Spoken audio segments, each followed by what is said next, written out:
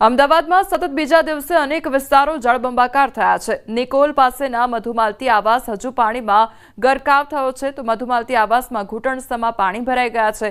વરસાદના વિરામ બાદ પણ પાણી ઓસર્યા નથી અને હજુ પણ પાણી ભરાયેલા જોવા મળતા સ્થાનિકોને હાલાકીનો સામનો કરવો પડી રહ્યો છે।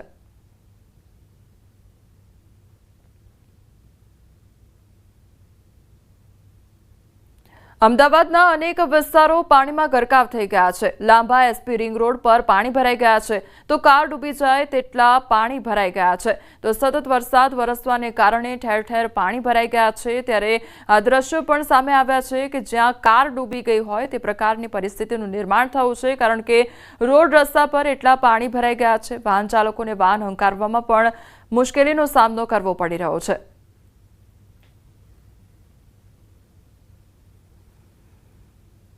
અમદાવાદના ઘણા ભાગો હજુ પણ તરબોળ જોવા મળી રહ્યા છે। ગોતાના વૃંદાવન હાઇટ્સ પાસે રોડ પર હજુ પણ પાણીનો ભરાવ જોવા મળી રહ્યો છે।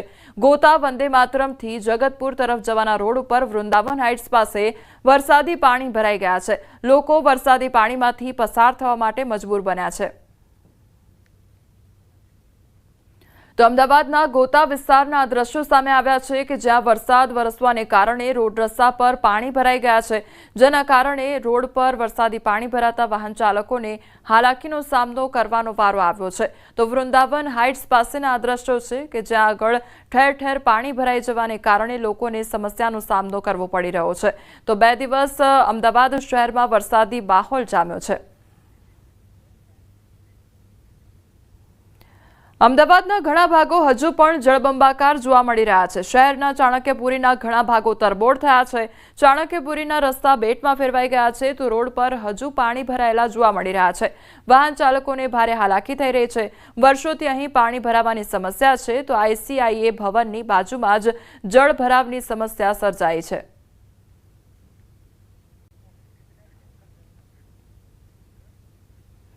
છોટાઉદેપુર તેમજ ઉપરવાસમાં પડેલા ભારે વરસાદને કારણે સુખી ડેમમાં પાણીની આવકમાં નોંધપાત્ર વધારો થયો છે।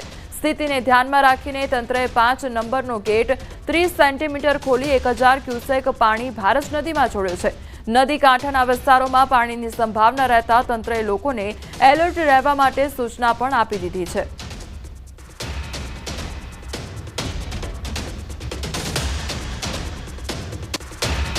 ઉત્તર ગુજરાતની જીવાદોરી સમાન ધરોઈ ડેમમાં વરસાદી પાણીની સારી એવી આવક નોંધાઈ છે।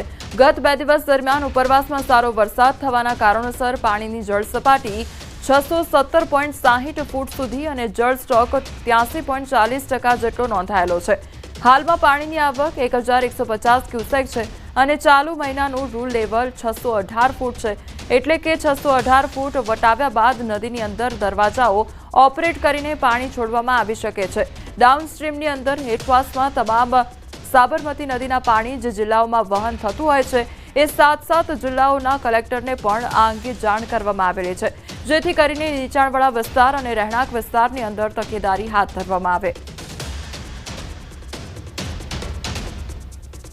સારી એવી આવક આવેલી હતી જેથી કરીને આજ સવારે 11 વાગ્યાના રોજ પાણીની જે જળ સપાટી ખરી એ 617.60 ફૂટ નોંધાયેલ છે અને પાણીનો જે જથ્થો ખરો એ 83.40% જેટલો નોંધાવેલો છે। પંચમહાલના દેવ ડેમમાંથી પાણી છોડાશે તો દેવ ડેમની સપાટી 87.74 મીટર પહોંચી છે। ડેમની ભયજનક સપાટી 87.94 હોવાથી ડેમમાંથી પાણી છોડાયું।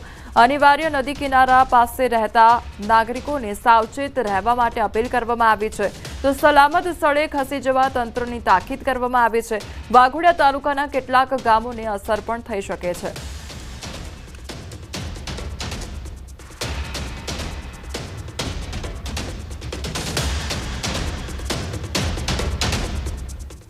વડોદરાનું આજવા સરોવર ફરી એકવાર છલોછલ ભરાઈ ગયો છે। આજવા સરોવરની સપાટી 211.52 ફૂટે પહોંચી છે। આજવા સરોવરમાંથી વિશ્વામિત્રી નદીમાં 1000 ક્યુસેક પાણી છોડવામાં આવી રહ્યું છે। આજવા સરોવરની સપાટી 211 ફૂટ પહોંચે ત્યાં સુધી પાણી છોડાતું રખાશે તો પંચમહાલ અને પાવાગઢ કેચપીટ વિસ્તારમાં ભારે વરસાદના કારણે આજવા સરોવર ભરાઈ ગયું છે।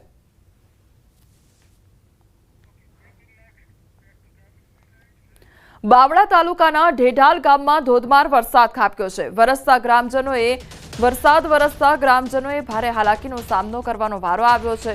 ત્યારે સતત વરસેલા વરસાદના કારણે ગામની આસપાસ રસ્તાઓ પર પાણી ફરી વળતા જનજીવન અસ્તવ્યસ્ત થઈ ગયું છે. ગ્રામજનોને ઘરથી બહાર નીકળવું મુશ્કેલ બન્યું છે અને બાળકો અને વૃદ્ધોને વધુ તકલીફનો સામનો કરવો પડી રહ્યો છે. તંત્ર દ્વારા હજી સુધી કોઈ તાત્કાલિક રાહત કામગીરી હાથ ધરાઈ નથી, જેને લઈને લોકોમાં નારાજગી જોવા મળી રહી છે.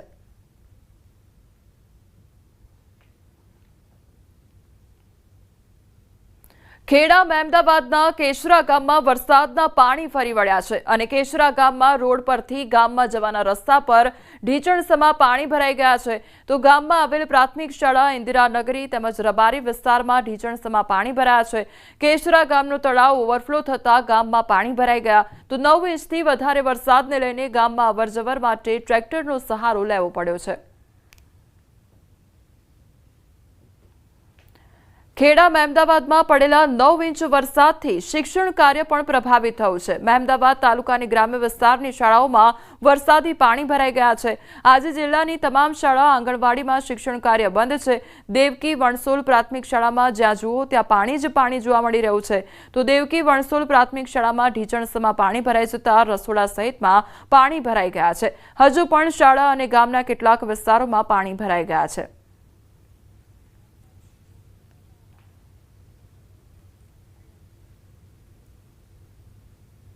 राजनाथ सिंह द्वारा ऑपरेशन सिंदूर पर प्रतिक्रिया आपવામાં આવી રહી છે. લોકસભામાં સીધા જઈશું. कोटली में गुलपुर कैंप, भीमबर में बरनाला कैंप, कोटली में अब्बास कैंप और पाकिस्तान के पंजाब प्रांत में बहावलपुर, मुरिदके और सरजाल और मेहमुना जोया शामिल थे. इनमें से 7 आतंकी शिविरों को भारतीय सेना ने पूरी तरह से नष्ट कर दिया था,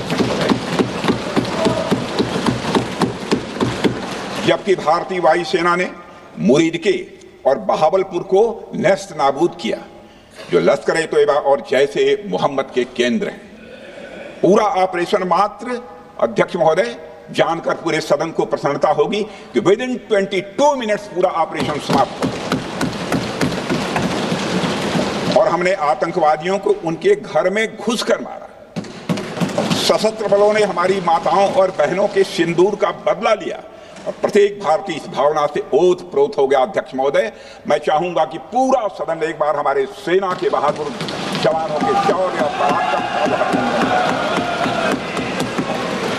अध्यक्ष महोदय, यह सिंदूर की लाली शौर्य की कहानी है. यह सिंदूर की लाली शौर्य की कहानी है. भारत के मस्तक पर वीरता की निशानी है.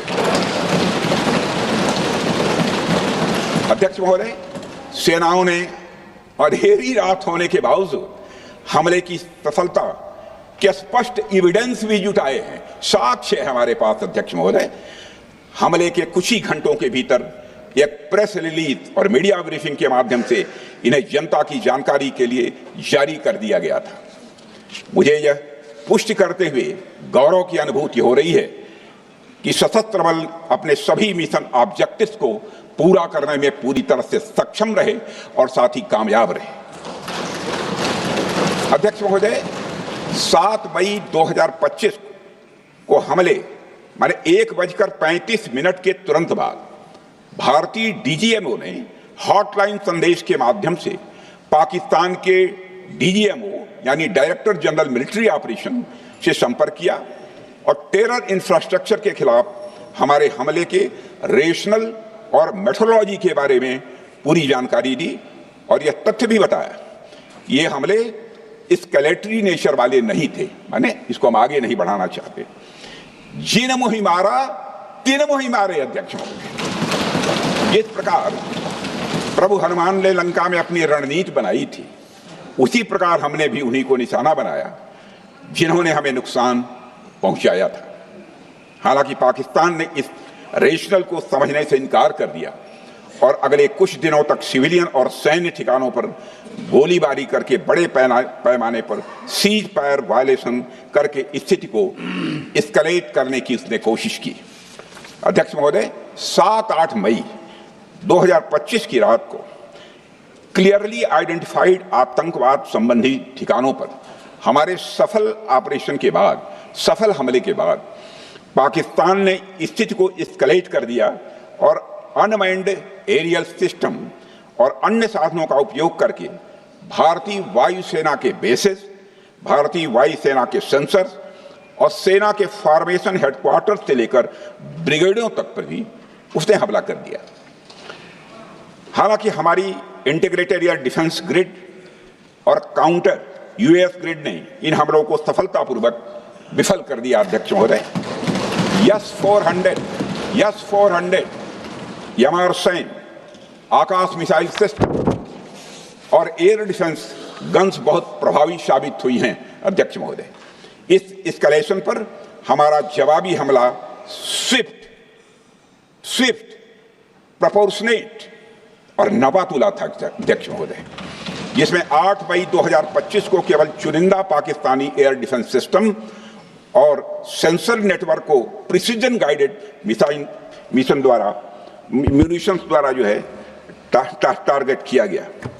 अध्यक्ष महोदय, हमारी कार्रवाई पूरी तरह से सेल्फ डिफेंस में थी, न तो वह प्रोवोकेटिव थी